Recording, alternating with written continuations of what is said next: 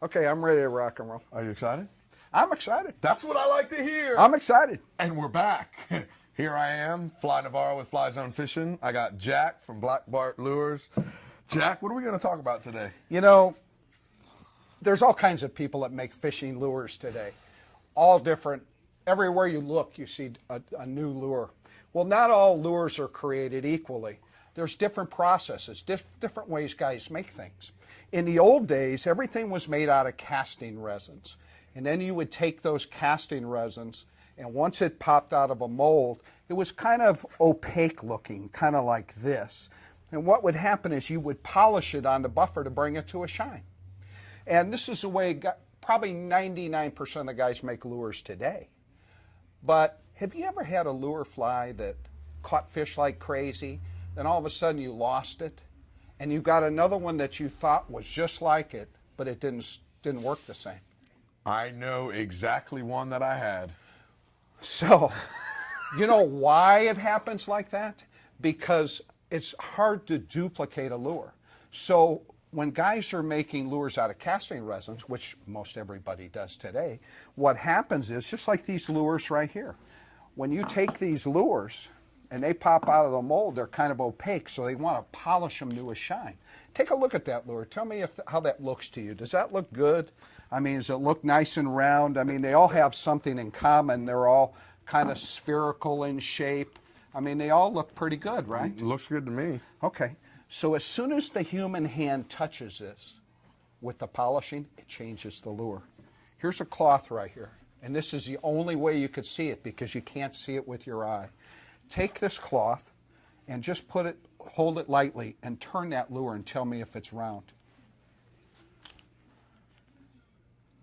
No, you can definitely feel a couple of flat Feel the spots. flat spots? That's where they were polishing on it. Even though it looks pretty, it's changed. There's a couple of flat spots on it. Here's another lure. And one of the characteristics of these lures is if you drop them or hit them hard, they'll chip and crack. Here, feel that lure.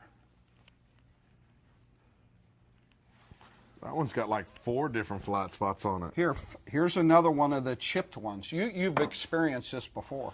Oh, I've had plenty of chipped ones. Feel that. Here's another. Feel this. Do they all feel good to you? They look good. They look good, but you feel the difference. Now take a Bart lure and tell me how this feels. That feels round. Here's one right here. Feel this. See, the difference here that you're seeing is that the materials used are totally different. Casting resins versus polyester resins. When we pop a lure out of the mold, it doesn't have to be polished. It looks just like this.